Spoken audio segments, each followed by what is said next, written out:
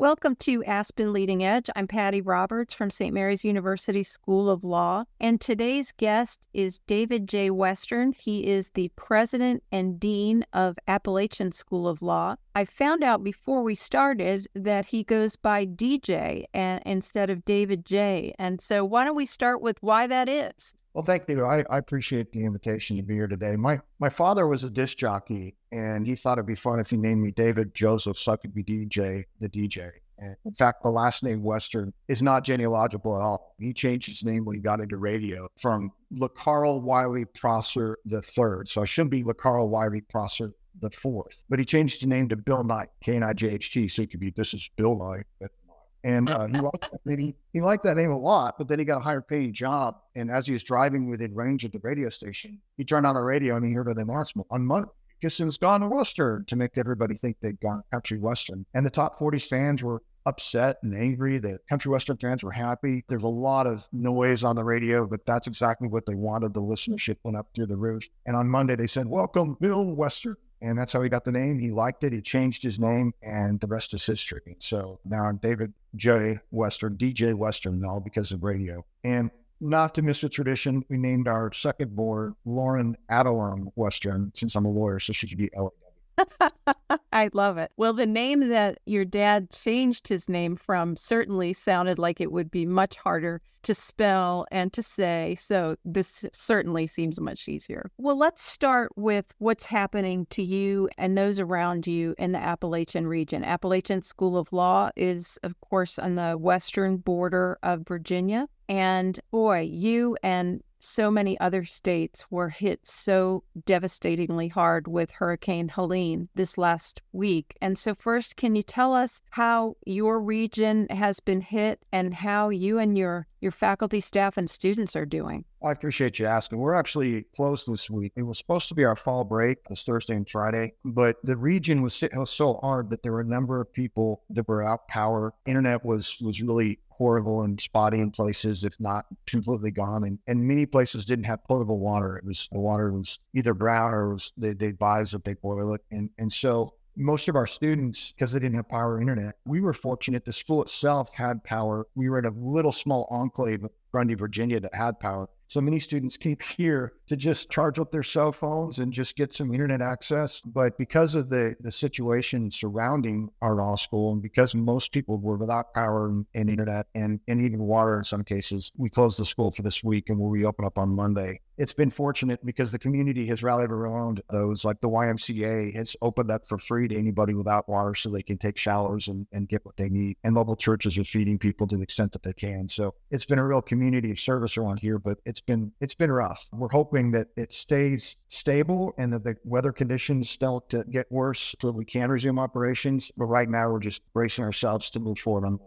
Well, I imagine it's not just about power, it's just people getting to you, faculty and staff having difficulty getting to you, and then being in any state to teach or students to be in any state to learn. Well, that's just it. That's why, in part, that we made the decision, got together with my team and decided that it just wasn't safe. A lot of our students, the sad part was, even though it's fall break, they weren't able to go home because the roads are so horrible and trees are down everywhere. Repair crews are out trying to take down the trees. I was pretty shocked to see just how many trees came out after this last storm, and the roads that were blocked and underwater in many places that it just was impossible to travel. So a lot of students had to stay out here instead of going home for fall break, that's probably one of the saddest part of it all. And trying to make sure that they're taken care of during this time period has been a challenge. But like I said, again, fortunately, the community is rallied around to help them out as much as we can. And we have opened up our library for as much as we can, up to and including at times 24/7 access for them, so they have power and electricity.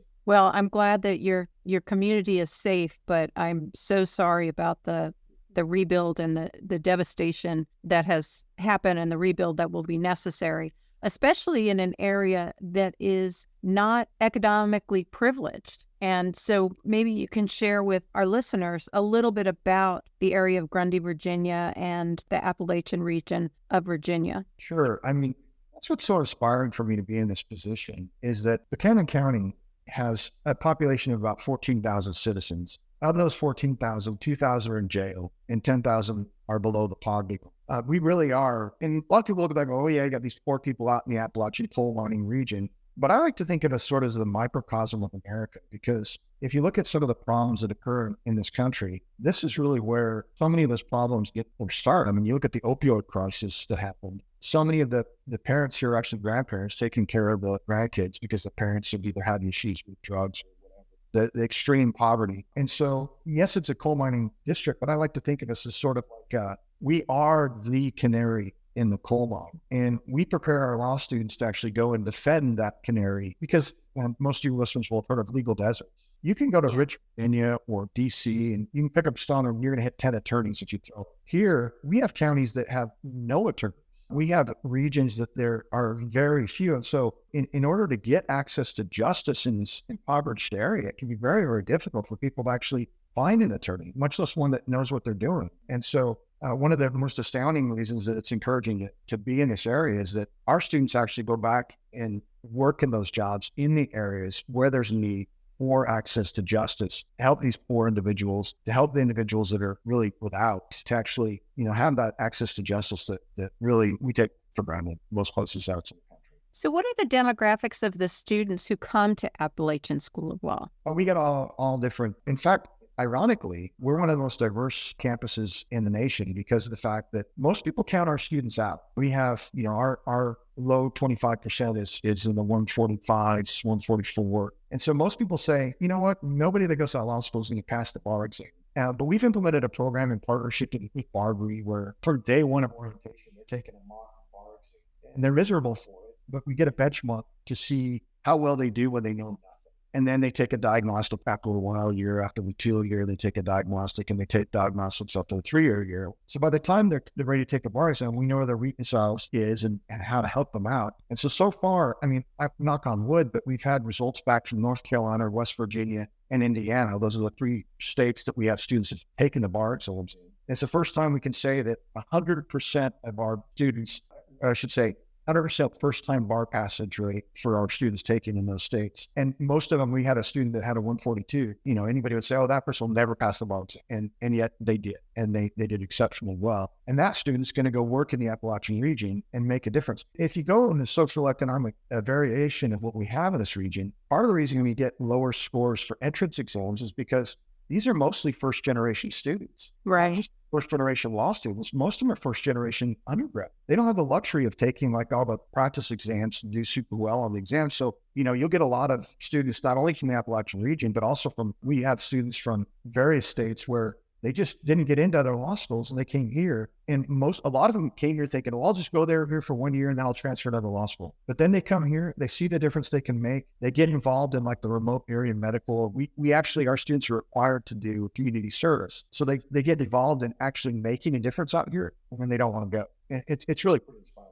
That's terrific. I think that we have some similarly minded students here at St. Mary's. We also have a pro bono requirement, large population that's first gen, and it really makes them want to go back and help their own communities. It's just marvelous to see the impact that they can have. And they come in wanting to have that impact. So your students, for the most part, then remain in the region after graduation? That is one of the most inspiring things about the school is we actually did a study a few years ago to see which schools make the biggest impact in Virginia. The one that made the least impact, ironically, was University of Virginia. Those students, again, you have to get a super high outside year. You have to be super privileged to go there. They go in, they get their degree, they go to New York, they'll go to do mergers and acquisitions or whatever they want to do, but they do very little impact so they're like the least impactful on Virginia. The only school that came anywhere close to making a direct impact on Virginia was Richmond, because so many students go and they start working in the local area. But our students are all throughout the Appalachian region making a difference in this area. So last I counted, we had over a dozen Commonwealth attorneys, like our Buchanan County Commonwealth attorneys, an ASL grad, the Smith County Commonwealth attorney. You could go on and on and on, but these are students that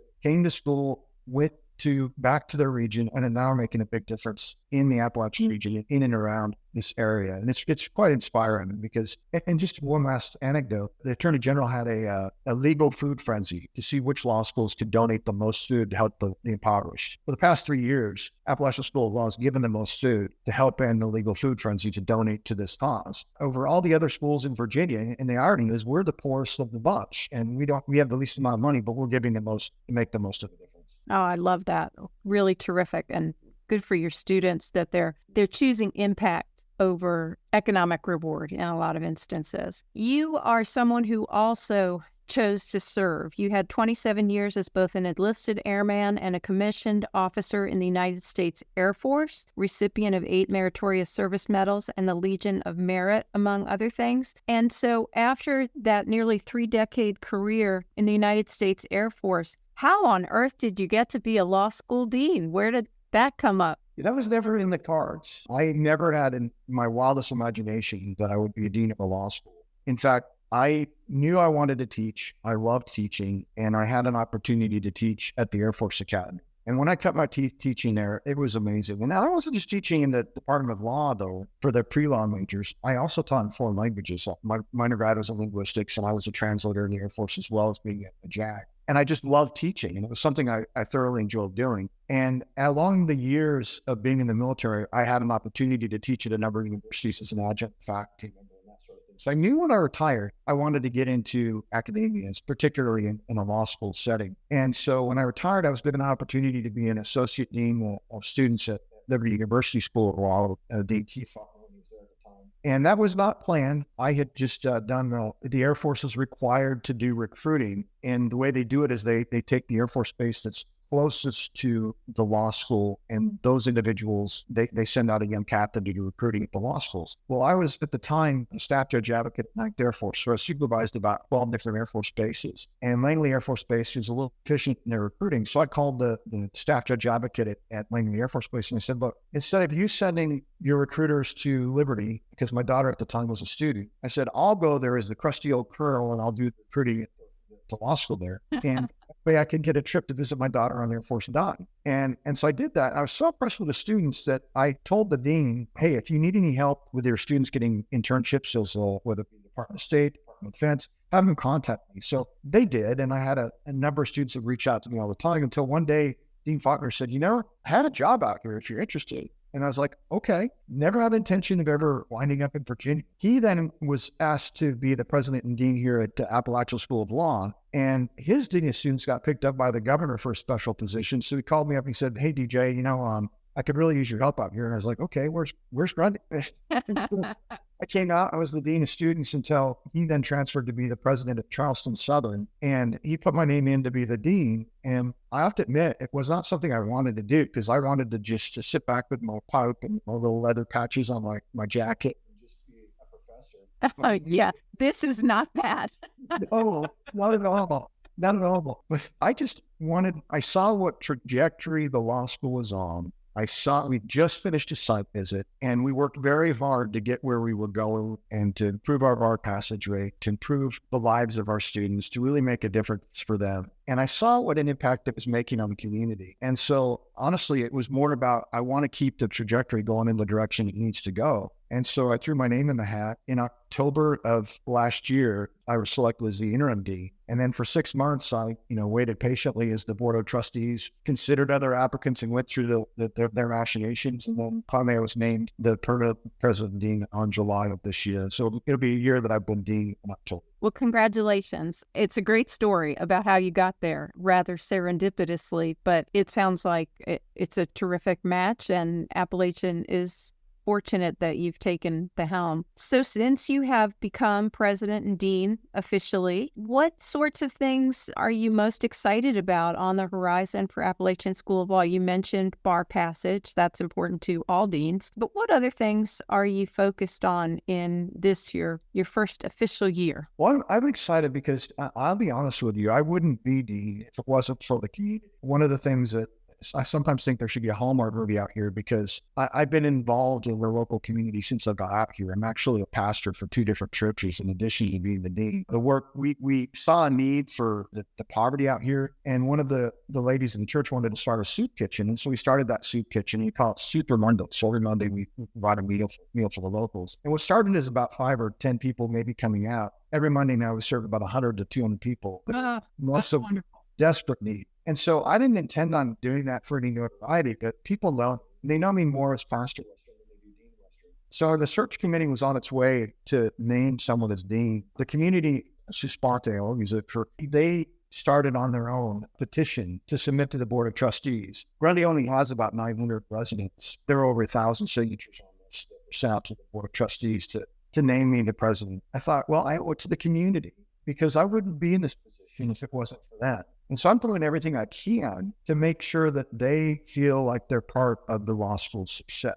So like on October 19th, we have a gala where we got an anonymous donor that's going to be provided for the food and the band. And it's open to the whole entire community. Yes, it's a fundraiser, but I want just the person that works at Radio Shack to just as much of access to come here and celebrate with us as somebody that's maybe a multi-million-dollar pole bearer. I mean, I want anybody that has a connection to the community to feel warm and welcome at our law school. And so I feel like I can bridge the gap between the law school and the community. And that's what I'm really trying to do this year is to make that happen. And so, I think that's number one is really bringing back the School of Law to the community. But number two, outreach.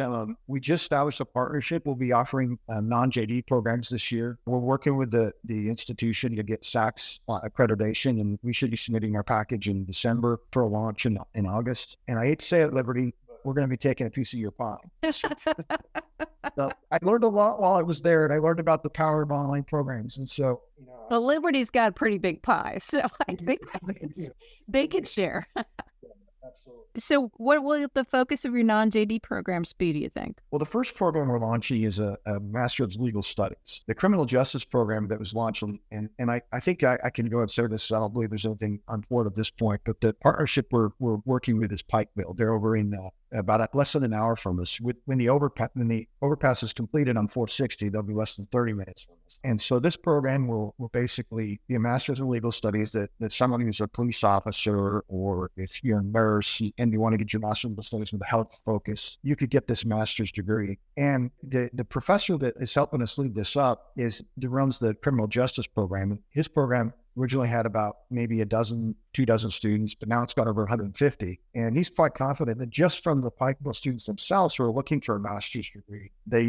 we will be able to funnel many to the university. And of course, it's open to the entire populace. And so that'll be our first start. And as you know, when you get one accredited through SACS, then it's a matter of just submitting for additional chapters of that accreditation. So we're looking forward to it. It's actually very excited to get that started and get it out the ground. We already just launched a paralegal certificate program. And so we're trying to move into the new age of technology.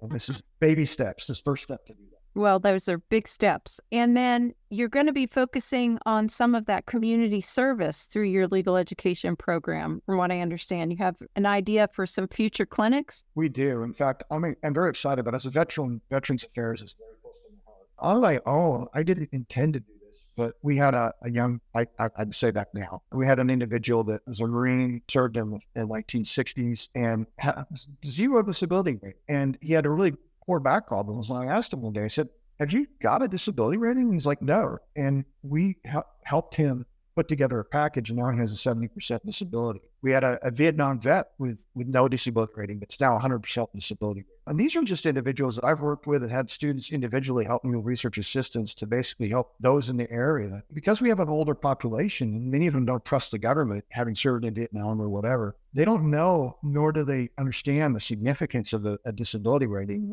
how it can help. They don't want to go to the government. And so we've actually been able to help several of them. And so my dream is to get together and start a veterans clinic here and really help these in the region again to get the benefits they need. And right now it'll be focused on disability, but we hope to expand for other areas as well that might be secondary and tertiary for the veterans as well. And we do have a medical legal practicum partnership with Ballot Health that has been designed to get the poor in this region, those that are below the poverty line, to have access to medical care. And so that partnership we've been able to get Social Security benefits, disability benefits to a lot of people in this region. And so this Veterans Clinic is a natural outgrowth of that to help those that we can with the Social Security, and those that are military to help with the veterans, and or both. And so we're trying to build that up with that program. And that's just one. The other one we're really hoping to try and launch is in 2022, we had some major floods in Whitewood that destroyed thousands of homes. And many people in the Buchanan County region, like I said, they don't have access to justice, and they don't understand when they're offered aid by the state and federal government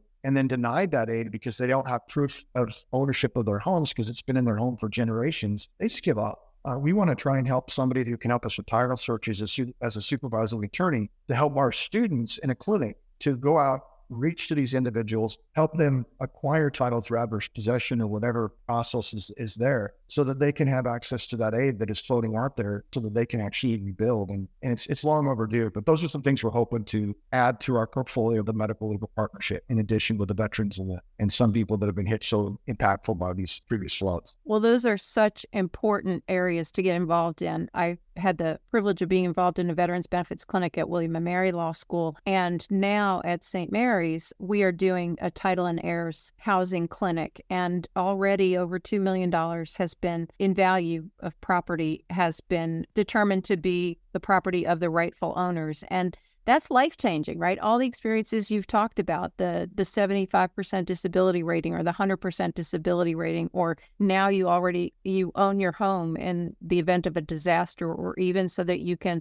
mortgage it or pass it on to the next generation. Those will really help turn around some of those poverty conditions you've talked about for generations to come. And I appreciate your help on that. I'm looking forward to working with your staff on ways to get some ideas to make that happen. Absolutely. It's intriguing that you are a pastor for two churches and a dean. I would venture to say you are probably the only dean who is also a pastor, but maybe we'll have to check that with our other 198 deans of law schools in America. How do you find the work similar? That's a terrific question. I find that in many ways it's identical, because I have people that need to come talk to me and help them with whatever problems that they have. And it's about finding solutions to problems and being there to help individuals. Because at its root, as a dean, you're serving the law school community, helping these students fulfill their dreams of being in service to, some of them have dreams of being wealthy millionaires. And I get that. I understand that. Most of them really want to make a difference.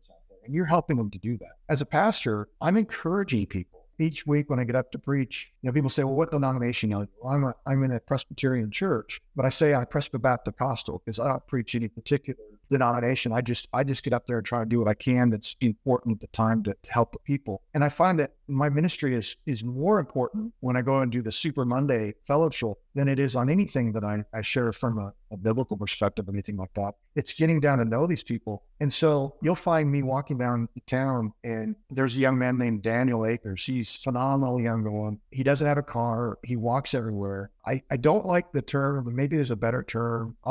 He's like a savant. He plays any instrument, and he plays it exceptionally well. He's never been taught. And so what he does is he walks around the community and he'll play the fiddle for just anybody who needs him to play. He'll come to the church and he'll just start breaking out in a song and playing. And you get to know these people on a personal basis. And of course, because he doesn't have a car, I find myself giving him a ride every time we're in the community. And so I think what's most rewarding is that I know everybody from Daniel to my professors to the people that own the largest businesses in the area. And to me, they're all just as important to the community as each one of our students and the dreams that they have. And so I think that it's really trying to get to know people on a personal level and help them to, if they have problems, help them to find a solution. You're not going to know everything, but I know enough people that I can guide them in the direction where they can help find answers to their problems. And so I feel like in many ways, I'm just a conduit to helping people improve lives to the extent that I can. And my hardest thing, I'll be honest with you, and that's why I've been so thankful for individuals like yourselves and the other dean community, is that where I'm always out trying to help other individuals, my mental health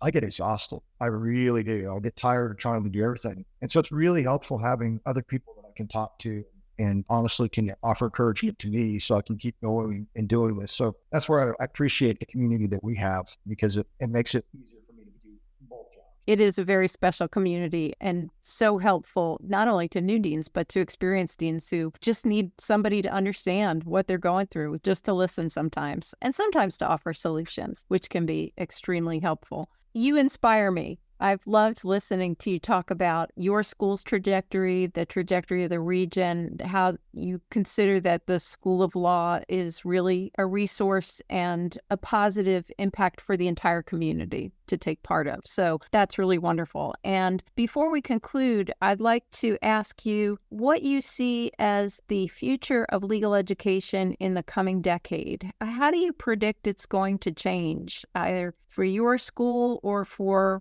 all of legal education nationally?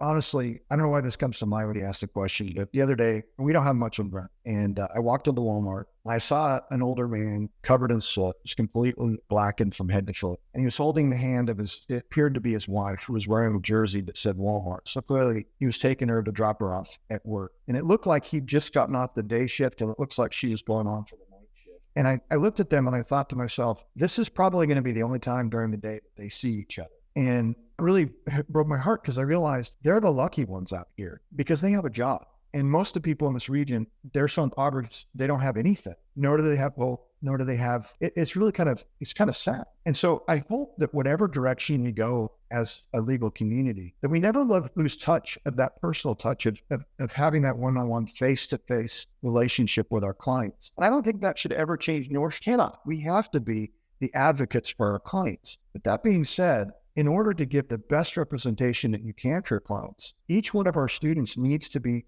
cognizant of all the technological advances that are out there. When I was in law school, maybe you remember back at the time when you're in law school as well, we didn't have internet or email. I remember when Pine email came out and it was this unique thing. Who would ever believe email would be a thing? But now we do all of our communication on email. And I think the same thing's going to happen with hybrid education, with online instruction, with generative AI. And in order to prepare our students to have that personal touch, they need to be prepared technologically to get the information they need to properly advise that client. But I hope that they never lose that drive to be a big, huge influence in the lives of individuals on a personal level, because I think that the best attorneys are the ones that actually care about their client and actually can make a difference on helping them. Because like you said, it's transformative. When you help somebody that believes that there's no hope out of their current situation and you can help them find a solution, it makes all the difference in the world. And in order to do that, our future students and current students, they need to have at their fingertips the most advanced technology they possibly can help them to have the personal touch. They go together. Yeah, they have to keep that humanity, right? It's not just about the legal problem solving, but the humanity, the respect for one another. And it sounds like your students are getting a tremendous education in exactly those most important qualities and characteristics under your leadership. So thank you so much, Dean DJ Western of Appalachian School of Law, for sharing with us your vision, your trajectory in the position, and also at the School of Law. It sounds like things are going great. So relieved that you and your law school community have escaped the worst of Hurricane Helene, but we will keep you in our prayers. And of course, if there's anything at all that we can do, or any law schools listening, don't hesitate to let us know. And with that, I will say thank you for listening to Aspen Leading Edge. And if you'd like to listen to other thought leaders in legal education, please check us out on your favorite podcast channel or on the Aspen Publishing Leading Edge podcast website. Thank you. Thank you.